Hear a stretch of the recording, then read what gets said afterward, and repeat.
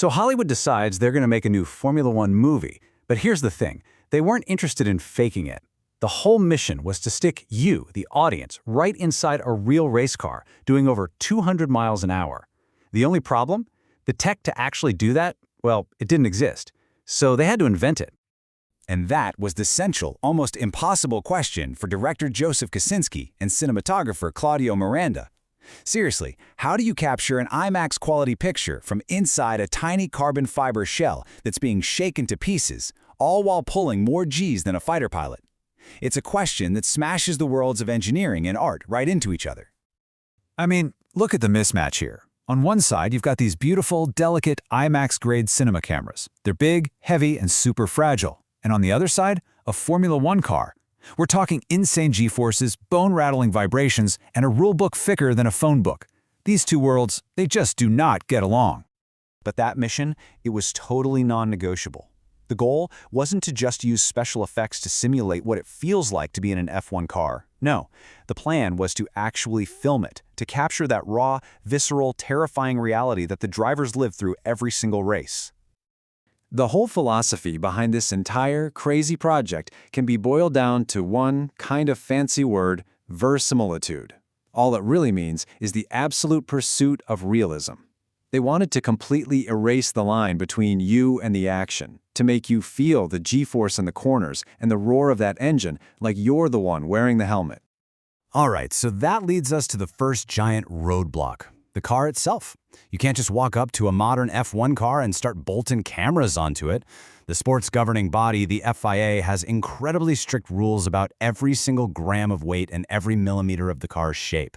Any unapproved change is a definite no-go. Luckily, they had 7-time world champion Lewis Hamilton as a producer, and he got them in the room with Mercedes team boss Toto Wolff. And Toto gave them this game-changing piece of advice. He basically said, stop trying to build a movie prop. Start with a real race car and then figure out how to weave the cameras into it. That idea changed everything. So what did they land on?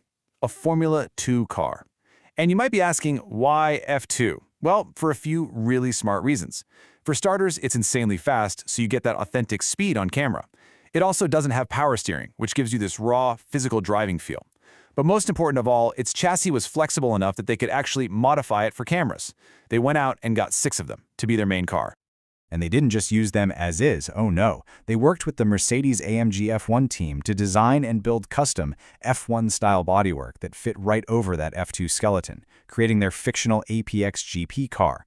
They built super strong camera mounts right into the frame, and then, and this is the wild part, they actually trained the actors, Brad Pitt and Damson Idris, to drive these monsters on real F1 tracks. But getting those external shots, car to car, that was a whole different headache.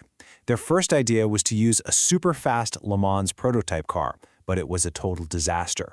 It was way too fast on the straights and too sluggish in the corners, so it could never stay close. The answer, funnily enough, was a slower car, a more nimble GP3 car that could stick like glue to the main car through the turns. It was all about agility, not top speed. So they've got the car sorted. Problem solved, right? Not even close. Now they ran headfirst into an even bigger problem: the cameras. Because even with the perfect car, your standard Hollywood cinema camera is just not designed to survive the pure physics of Formula One. I mean, think about what's happening inside that cockpit. You've got extreme G-forces that can literally rip electronics apart. You have constant buzzing vibrations that can shatter delicate camera sensors. You've got rubber and debris getting blasted at you at 200 miles an hour.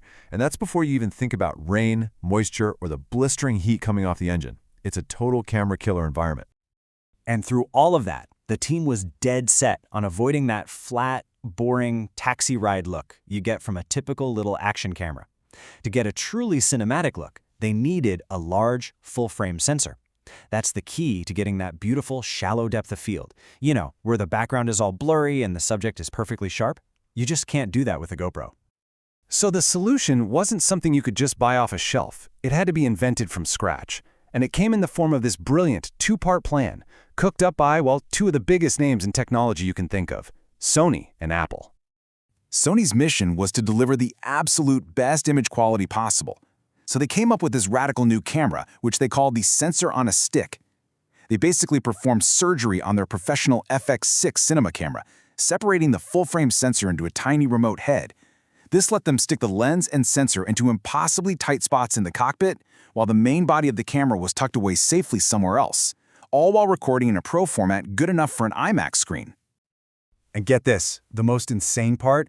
From the moment they got the first call to having a working prototype on a test track, Sony's engineering team took just 8 weeks.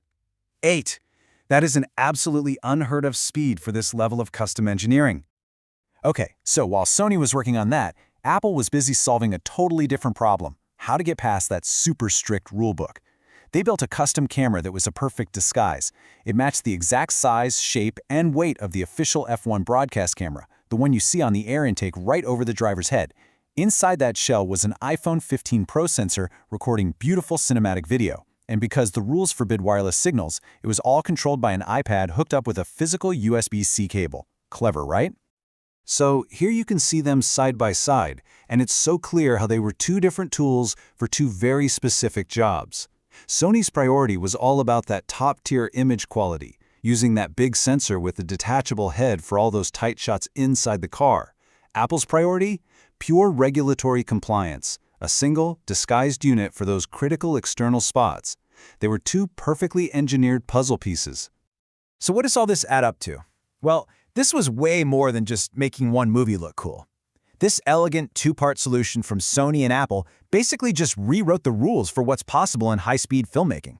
It showed that if you chase authenticity hard enough, you can drive some incredible leaps in technology. Here's a great way to think about it. Sony's custom camera? That was the cinematic soul of the film, giving it that gorgeous full-frame look and feel. And Apple's camera? That was the technical Trojan horse, a stealth device that snuck incredible cinematic tech into the most heavily regulated real estate in all of sports. And when you put it all together, all this custom engineering, this relentless chase for realism, what you get is an immersive experience that is almost certainly going to set a new gold standard for action cinematography. It's proof that you can capture reality in ways we've just never seen before. And really, this whole project leaves you with this one fascinating question for the future of movies. If filmmakers are now willing and able to basically run their own R&D labs for a single film, what impossible shot that we can't even dream of today are they going to figure out how to capture next?